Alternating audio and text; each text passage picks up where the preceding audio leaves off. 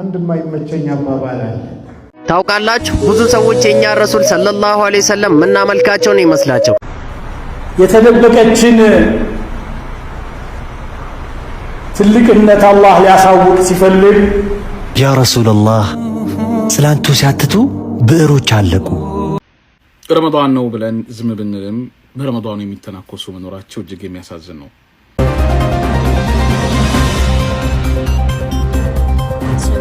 ሰላም አለይኩም ወራህመቱላህ።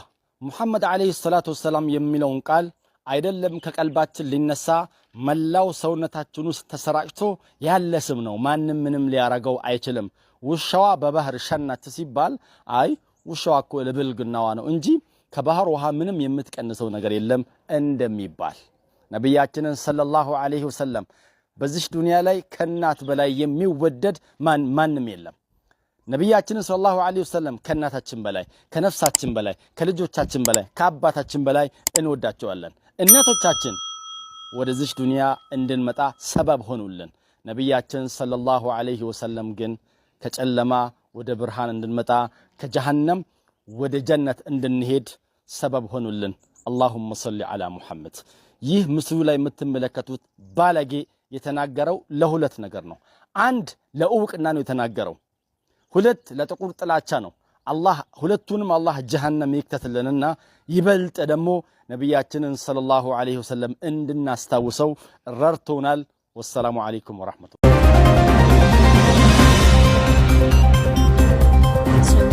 ታውቃላችሁ ብዙ ሰዎች የኛ ረሱል ሰለላሁ ዐለይሂ ወሰለም ምናመልካቸው ነው ይመስላቸው። ነገር ግን በፍጹም እኛ ረሱላችንን ሰለላሁ ዐለይሂ ወሰለም አናመልካቸውም፣ እንወዳቸዋለን እንጂ። የኛ ነብይ ለኛ ሲሉ ተሰድበዋል፣ ተደብድበዋል፣ ለኛ ሲሉ ብዙ ነገር ሆኗል። ለሰው ልጅ ይቅርና ለእንስሳት የሚያዝኑ ምርጥ ነብይ ነበሩ። ማንም ዝቅ አያደርጋቸው፣ ምክንያቱም የበላይ የሆነው አላህ ከፍ አድርጓቸዋል። ታዲያ እኔ ዛሬም ቀና ብዬ ድምጼን ከፍ አድርጌ እንዲህ እላለሁ፣ የኛን ነብይ አናመልካቸውም፣ እንወዳቸዋለን እንጂ። ሰሉ አለ ረሱል ለአላህ ብዬ ይሲንጃለዳ።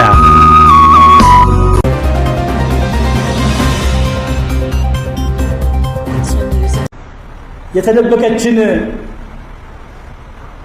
ትልቅነት አላህ ሊያሳውቅ ሲፈልግ የምቀኛ አንደበት ያስነሳ። ምቀኛ የሚናገረው የሚሰራው ያሳምናል። የጋረካ ይባላል፣ ግን ያጸናሃል፣ ያበረታል። ያላየኸውን ደካማ ጎንህን እንድታይም ያደርጋል። ለዚህ ብሎ አቡ ሐያን የሚባሉ ዓሊም ነበሩ። ምን ይላሉ? ዒዳቲ ለሁም ፈضሉን ዐለየ ወሚነቱን ፈላ አብዐደ አርረሕማኑ ሚኒ አዓዲያ። ጠላቶቼ በእኔ ላይ ባለውለታ ናቸው፣ ጠላት ይጥፋ አልልም። ለምን ይባል? ሁሙ በሐሱ ዐን ዘለቲ ፈጅተነብቱሃ። የኔን ደካማ ጎን ፈልፍለው ያወጡት እነሱ ናቸው፣ እኔ እንኳን ያላየሁት። ይሄም ማለት ብሎ ራሱን ያዘ። ወሁም ናፈሱኒ ፈክተሰብቱ ልመዓሊያ። ትልቅ ነገር ላይ ደግሞ ተወዳደሩ፣ ሊቀድሙኝ ሞከሩ። ላለመቀደም ስል ተጋሁኝ፣ ለቁም ነገር በቃሁ። እንዲህ የሚያደርግ ባይኖር ኑሮ ዘሙ ብዬተኛ ነበር። አላህ ለሕክማው የራሱ ጥበብ አለ። ወንድማችን ቅድም ሲል ነበር መጥፎ ጎኑን ብቻ ሳይሆን እንደ ኦፖርቹኒቲ አድርገን ላየው ምን ይችላል። ነብዩን ሰለላሁ ዐለይሂ ወሰለም ቢፈልግ አላህ ሀብታም ሊያደርጋቸው ይችል ነበር። ንጉስ አድርጎ ከንጉስናቸው ተነስተው ዳዕዋ እንዲጀምሩ ሊያደርግ ይችል ነበር። ህግ ማውጣት ብቻ ነው። ንጉስ ምን ይጠበቅበታል? ግርማዊነታቸው ያዘውት ነበር የሚባለው። ይሄን አልፈለገምና ድሃ አድርጎ ምስኪን አድርጎ እዚያ ማህበረሰብ ውስጥ ቀሰቀሳቸው። ያ ሁሉ ሙጅሪም ስማቸውን ለማጥፋት ታጥቆ ሰራ። ድግምተኛ፣ አዝማሪ፣ ስልጣን ፈላጊ የሌለ የነሱ የቋንቋ መዝገበ ቃላት የቻለውን ስድብ በሙሉ ተሳደበ። ግን ምን አደረገ? እንደውም አንዳንዴ ያስተዋውቁ ጀመር። በስድቡ አማካኝነት ያልሰማ ይሰማል። አንድ እብድ ተነስቶብን ይላሉ። ኧረ ይሄን እብድ ምንድነው ብሎ ጆሮውን ጣል ሲያደርግ የሚሰማው ቁርአን ሆነ። ይሄን ነው እንደ ያሉት። ኧረ ይሄማ ጥሩ ነው አለ። ኧረ አትቅረበው፣ አባትና ልጅ አለህ አይቷል፣ ባልና ሚስት አነጣጥሏል ብለው ያስጠነቅቃሉ። እስቲ ቆይ ለስማው ነው ሳቅለኛ አይደለሁ ይላል፣ ይገባል። ለራሳቸው መስራት የማይችሉትን ማስታወቂያ ጠላት ሰራላቸው ነው፣ ፕሮፓጋንዳ። ስለዚህ አላህ የሚያመጣው የራሱ ሰበብ አለ። ዛሬ ነብያችንን ሰለላሁ ዐለይሂ ወሰለም ለማጠልጠል የተነሱ ሁሉ የፀሐይን ብርሃን በሰባራ እጅ ለመሸፈን እንደመሞከር ፀሐይ ዓለምን አዳሳለች። ያንተ እጅ ምንድን ናት? ማን አንተ ያ አሕመድ? ለዚህ ይልቁንስ ከኛ የሚጠበቀው ብዙ መገረም ሳይሆን እውነተኛ የነብዩ ሰለላሁ ዐለይሂ ወሰለም ተከታይ ነን ወይ?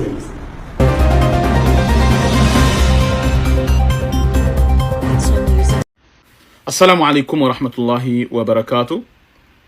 ረመዳን ነው ብለን ዝም ብንልም በረመዳኑ የሚተናኮሱ መኖራቸው እጅግ የሚያሳዝን ነው።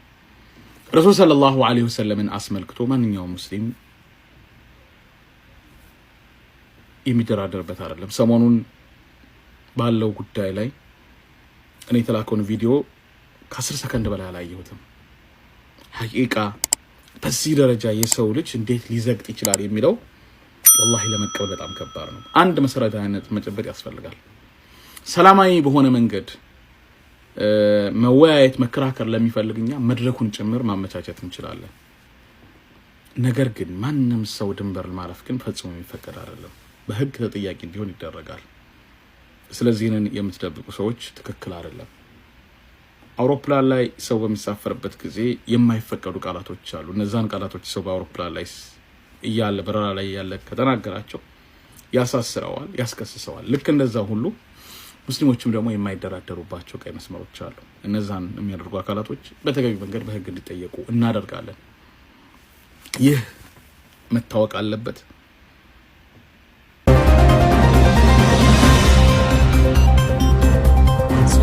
ረሱላህ ስላንቱ ሲያትቱ ብዕሮች አለቁ፣ ቀለሞች ደረቁ፣ ቃላቶች አጠሩ፣ ምሁራን ደከሙ፣ ሀያላን ከሰሙ። እንኳንስ ተወግዞ ስሙ ሊጠለሽ አንቱን የምናወድስበት ቃላት አጥተናል። ፊዳከ አቢ ወኡሚ ያ ረሱል ጭንቀታቸው ለኔ ለአኺራው ቤት እኔ ነፍስን ስሻሳቸው እመቴ ዛሬ ክብሮ ቢጎርፍ ሲያንስ ነው ማልቀስ ትሰዋ ስላ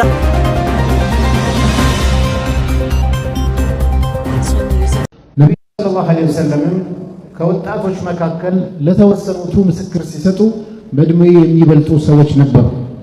ኡሳማ ኢብኑ ዘይድን ጦር እንዲመራ ሲልኩ የ20 ዓመት ወጣት ነገር ግን ከሱ የሚበላልጡ በ40 እና በ50 የገቡ ሰዎች ያሉ ነው።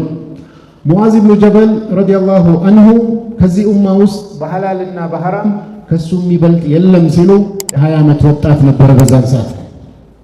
ሌሎቹም ብናይ ሰዓድ ኢብኑ ሙዓዝ ረዲየላሁ ዐንሁ ስንት ተአምር ሰርቶ መጨረሻ ሲሞት ኢህተዘ አርሹ ረህማን ቢሞት ሰዓድ ኢብኑ ሙዓዝ የተባለበትና እሱ ሞት የአላህ አርሽ ተንቀጠቀጠበት። 7 መላእክቶች ሊያስቀብሩ የወረዱት እድሜው 35 ዓመት ነው።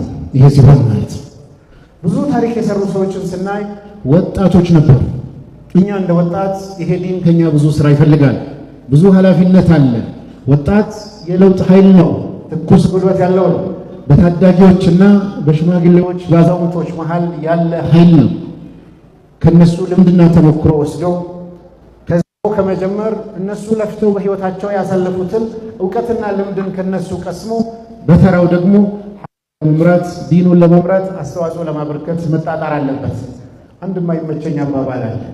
ወጣት የነገ ኃይል ነው፣ የነገ ዛሬ ነው። የዛሬ ነው ብላችሁ ያዙ እንጂ ነገ ይላል። ዛሬ መስመር ውስጥ ገብቶ እጅ ላይ እጅ የያዘ ሰራ ካልሄደ ሁሌ ነገ ነው ያለ እንዲህ ይቀጥላል ማለት። ስለዚህ ዛሬ ነው የኛ ጊዜ፣ ዛሬ ነው ያለን። በሁሉም ነገር ላይ የሚገባንን ቦታ ማግኘት አለብን ብለን ማሰብ አለብን።